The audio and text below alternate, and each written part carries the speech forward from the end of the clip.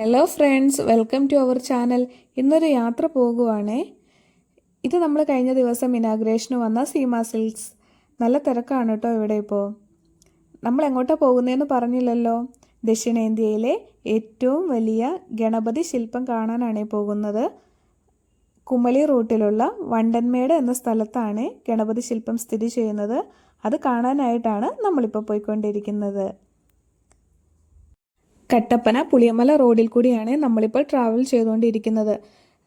കട്ടപ്പനയ്ക്ക് മഴയൊന്നും പെയ്തില്ലേലും അത്യാവശ്യം നല്ല പച്ചപ്പോട് കൂടി തന്നെയൊക്കെയാണ് ഇരിക്കുന്നത്. നല്ല ഭംഗി ഉണ്ടല്ലേ കാണാനായിട്ട്. ആ മല കണ്ടോ, എന്ത് വലിയ മലയാലേ. നല്ല രസമുണ്ട് കേട്ടോ ഇത് കാണാനായിട്ട്. ഇതാണ് പുളിയമല റോഡ്. ഇവിടെ നിന്ന് ഒരു 8-9 കിലോമീറ്റർ ഉണ്ട് വണ്ടൻമേടിലേക്ക്. അങ്ങോട്ടാണ് നമ്മളിപ്പോൾ പോയിക്കൊണ്ടിരിക്കുന്നത്. സമുദ്രനിരപ്പിൽ നിന്നും 2660 അടിയോളം ഉയരത്തിലാണ് നമ്മുടെ കട്ടപ്പന സ്ഥിതി ചെയ്യുന്നത്. ഈ കട്ടപ്പനയേക്കാൾ ഉയരത്തിൽ സ്ഥിതി ചെയ്യുന്ന സ്ഥലങ്ങളാണ് കുമളി, നെടുങ്കണ്ടം, വണ്ടൻമേടൊക്കെ. അപ്പോൾ കട്ടപ്പനയേക്കാൾ തണുപ്പ് കൂടുതലായിരിക്കും കുമളി, വണ്ടൻമേട്, നെടുങ്കണ്ടം എന്നീ സ്ഥലങ്ങളിലൊക്കെ. കട്ടപ്പനയിൽ നിന്നും 2-3 ഹെയർ പിൻ വളവുകൾ ഉണ്ട് പുളിയമലയ്ക്ക് തൊട്ട് മുമ്പായിട്ട്. അതൊക്കെ കയറി വേണം നമുക്ക് പോകാനായിട്ട്. ഈ ഉയരത്തിൽ നിന്ന് താഴേക്ക് നോക്കുമ്പോൾ നല്ല ഭംഗിയാണ് കേട്ടോ. കട്ടപ്പന ടൗൺ ഫുള്ളായിട്ട് കാണാൻ സാധിക്കും. ആ വീഡിയോ എടുക്കാനായിട്ട് ഞാൻ വിട്ടുപോയി. ഇനി ഒരു ദിവസം പോകുമ്പോൾ ആ വീഡിയോ എടുത്ത് കാണിക്കാവേ. അപ്പം നമ്മളിപ്പോൾ പോയിക്കൊണ്ടിരിക്കുന്നത് ഈ പുളിയമല റോഡിലാണ്. പുളിയമല എത്തിയില്ല, അതിന് തൊട്ട് മുമ്പുള്ള സ്ഥലങ്ങളൊക്കെയാണ് ഇത്. ഞാൻ പറഞ്ഞില്ലേ ഹെയർ പിൻ വളവുകളുണ്ടെന്ന്. ഇത് അതുപോലെ ഒരു ഹെയർ പിൻ വളവാണ്. നമുക്ക് ഈ വീഡിയോ കാണുന്നത് പോലെയല്ല, കുറച്ചും കൂടെ നല്ല ഹൈറ്റിലേക്കാണ് നമ്മളിപ്പോൾ പോയിക്കൊണ്ടിരിക്കുന്നത്. വീഡിയോയിൽ അത്രയ്ക്ക് നമുക്ക് ഫീൽ ചെയ്യില്ല അത്ര ഉയരത്തിലേക്കാണ് പോകുന്നതെന്ന്. ഇതാണ് പുളിയമ്പല ടൗണ്. ഇവിടെ നിന്ന് ലെഫ്റ്റ് സൈഡിലേക്ക് പോകുന്നത് നെടുങ്കണ്ടം, മൂന്നാർ എന്നീ സ്ഥലങ്ങളിലേക്കും റൈറ്റ് സൈഡിലേക്ക് കുമളി റൂട്ടുമാണ്. ഈ കുമളി റൂട്ടിലാണ് തേക്കടി പോകേണ്ടവരൊക്കെ പോകുന്നത്. ടൂറിസ്റ്റുകൾ ഒത്തിരി പോകുന്ന സ്ഥലമാണ്. ഇതാണ് ഞാൻ പറഞ്ഞ നെടുങ്കണ്ടം, മൂന്നാർ പോകുന്ന വഴി. നമ്മൾ റൈറ്റ് സൈഡിലേക്ക് തിരിഞ്ഞു. ഈ വഴിയാണ് കുമളിക്ക് പോകുന്നത്. ഇതാണ് പുളിയമ്മല എന്ന സ്ഥലം. ചെറിയൊരു സിറ്റിയാണ്. ഇവിടെ നിന്ന് ലെഫ്റ്റ് സൈഡിലേക്ക് കിടക്കുന്ന വഴി കമ്പം പോകുന്ന വഴിയാണ്. കമ്പംമേട്ട്, കമ്പം, തേനി ഒക്കെ ആ റൂട്ടിലാണ് പോകുന്നത്. നമുക്ക് കുമളിയിൽ ചെന്നിട്ടും പോകാം. പക്ഷേ കട്ടപ്പനയിൽ നിന്ന് വരുമ്പോൾ നമുക്ക് ഈ കമ്പംമേട്ട് കൂടി കമ്പത്തിന് പോകുന്നതാണ് എളുപ്പം. കട്ടപ്പനയിൽ നിന്നും ഏകദേശം ഒരു 45 മിനിറ്റേ ഉള്ളൂ കമ്പം എത്താനായിട്ട്. കട്ടപ്പനയെ വെച്ച് നോക്കിയാൽ കുറച്ച് ചൂട് കുറവുണ്ട് ഈ സ്ഥലങ്ങളിലൊക്കെ. ഇങ്ങോട്ടേക്ക് കൂടുതലും ഏലം കൃഷിയാണ്. തേയില കുറച്ചേ ഉള്ളൂ. ഏലമാണ് കൂടുതൽ ആൾക്കാർ നട്ടിരിക്കുന്നത്.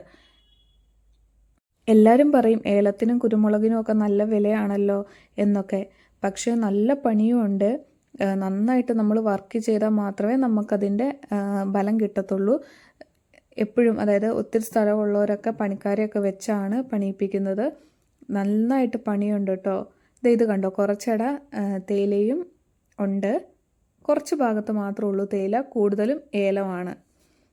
ഞാൻ കല്യാണത്തിന് മുന്നേ ഈ ഏലം കൃഷിയൊന്നും കണ്ടിട്ടില്ല കേട്ടോ. ടൂറൊക്കെ പിന്നെ സ്കൂളിൽ നിന്നൊക്കെ പോയിട്ടുണ്ടെങ്കിലും അത് മൂന്നാറിനൊക്കെയാണ് പോയേക്കുന്നത്. അവിടെ ഇങ്ങനെ ഏലമൊന്നും അങ്ങനെ ഇല്ലല്ലോ. ഇവിടെ വന്നതിന് ശേഷമാണ് ഞാൻ ആദ്യമായിട്ട് ഏലമൊക്കെ കണ്ടു തുടങ്ങിയത്. അല്ലാതെ നമ്മൾ ഈ കടയിൽ നിന്ന് വാങ്ങിക്കുന്ന ഏലക്കയൊക്കെയല്ലേ ഉപയോഗിച്ചുകൊണ്ടിരുന്നത്. അതൊക്കെയാണ് കേട്ടോ കണ്ടിട്ടുള്ളൂ. അല്ലാതെ ഇങ്ങനെ ഏലം ഡയറക്റ്റായിട്ട് ചെടിയിൽ ഉണ്ടായി നിൽക്കുന്നൊന്നും കണ്ടിട്ടില്ലായിരുന്നു. ഒത്തിരി പേരങ്ങനെ കാണാത്ത ആൾക്കാരുണ്ടായിരിക്കും. ഏലം കൃഷി കാണാത്ത ആൾക്കാർക്കൊക്കെ ഇതൊരു പുതുമയായിരിക്കും. ഇതൊക്കെ കാണുന്നതും ഒരു സന്തോഷം തന്നെ ആയിരിക്കുമല്ലോ. ചേട്ടൻ്റെ വീട്ടിൽ കുറച്ച് ഏലമൊക്കെ ഉണ്ടായിരുന്നു. അന്ന് വീട്ടിൽ പോയപ്പോൾ ആ വീഡിയോ എടുക്കാനായിട്ട് ഞാൻ വിട്ടുപോയി. അല്ലെങ്കിൽ നന്നായിട്ട് എടുക്കായിരുന്നു. ഇതിപ്പോൾ നമ്മൾ റോഡ് സൈഡിൽ അങ്ങനെ എടുക്കാൻ പറ്റത്തില്ലല്ലോ. ഒരു കൃഷിസ്ഥലത്ത് നമുക്കങ്ങനെ അനാവശ്യമായിട്ട് കയറാനും പറ്റത്തില്ലല്ലോ. എന്നാലും ഞാൻ റോഡിൽ ഒന്ന് വണ്ടി നിർത്തി ജസ്റ്റ് ഒരു വീഡിയോ എടുത്തിട്ടുണ്ട് നിങ്ങളെല്ലാം കാണിക്കാനായിട്ട്. കണ്ടോ, ഇതാണ് ഏലം. ഏലക്ക ഉണ്ടായി കിടക്കുന്നത് കണ്ടോ. ഇതിൻ്റെ ചോട്ടിലാണ് ഇങ്ങനെ ഉണ്ടായി വരുന്നത്. നന്നായിട്ട് പണിയുണ്ട് കേട്ടോ ഏലത്തിനൊക്കെ. ഇതൊക്കെ കാണുന്നത് ഒരു ഭംഗിയല്ലേ. ആദ്യമായിട്ട് കാണുന്നവർക്കൊക്കെ ഒരു അത്ഭുതം തന്നെയായിരിക്കും. എനിക്ക് ആദ്യമായിട്ട് ഇതൊക്കെ കണ്ടപ്പോൾ ഒരു അത്ഭുതമായിരുന്നു, ഇങ്ങനെ ചോട്ടിലൊക്കെ ഉണ്ടായി നിൽക്കുന്നത് കാണുമ്പോൾ. ഇതിപ്പോൾ ചെറുതായിട്ടുണ്ടായി വന്നിട്ടേ ഉള്ളൂ, മൂത്തിട്ടൊന്നുമില്ല. നന്നായിട്ട് പണിയുണ്ട് കേട്ടോ. ഇതിൻ്റെ ചുവടൊക്കെ ക്ലീൻ ചെയ്ത് കൊടുക്കണം, വളമിടണം. ഇത് അതായത് ഏലക്ക പറിച്ചെടുക്കാൻ തന്നെ നല്ല പണിയുണ്ട്. ഇങ്ങനെ ചുവട്ടിലിരുന്ന് വേണമല്ലോ നമ്മളിത് പറിക്കാനായിട്ട്. ദേ അങ്ങനെ നമ്മൾ ഗണപതി ശില്പത്തിൻ്റെ അടുത്തെത്തി. വണ്ടൻമേടിനടുത്ത് ആമയാർ എന്ന സ്ഥലത്താണ് ഈ ഗണപതി ശില്പം സ്ഥിതി ചെയ്യുന്നത്. ദക്ഷിണേന്ത്യയിലെ ഏറ്റവും വലിയ ഗണപതി ശില്പമാണ് ഈ ആമയാറിലുള്ള ഈ ഗണപതി ശില്പം. ഇന്ത്യയിലെ രണ്ടാമത്തെ ഏറ്റവും വലിയ ഗണപതി വിഗ്രഹവും ഇതുതന്നെയാണ്. നല്ല ഭംഗിയുണ്ടല്ലേ കാണാനായിട്ട്. സിമെൻറ്റും കമ്പിയും ഉപയോഗിച്ച് 6 വർഷം കൊണ്ടാണ് ഈ ഗണപതി വിഗ്രഹം പണിതേക്കുന്നത്. ഈ ഗണപതി ശില്പത്തിൻ്റെ ശില്പി എന്ന് പറയുന്നത് ചേർത്തല എരമല്ലൂർ ശിവാനന്ദനാണ്.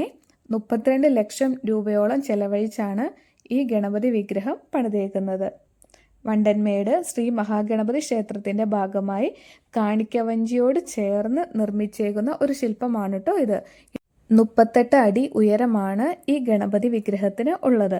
മൂന്നാർ പോകുന്ന റൂട്ടിൽ ആയതുകൊണ്ട് ഒത്തിരി ടൂറിസ്റ്റുകൾ ഈ വിഗ്രഹം കാണുമ്പോൾ ഇവിടെ കാണാനായിട്ട് ഇറങ്ങുന്നുണ്ട്. അവരെല്ലാം പ്രാർത്ഥിച്ച് പൈസയൊക്കെ ഇട്ടിട്ടാണ് കേട്ടോ പോകുന്നത്.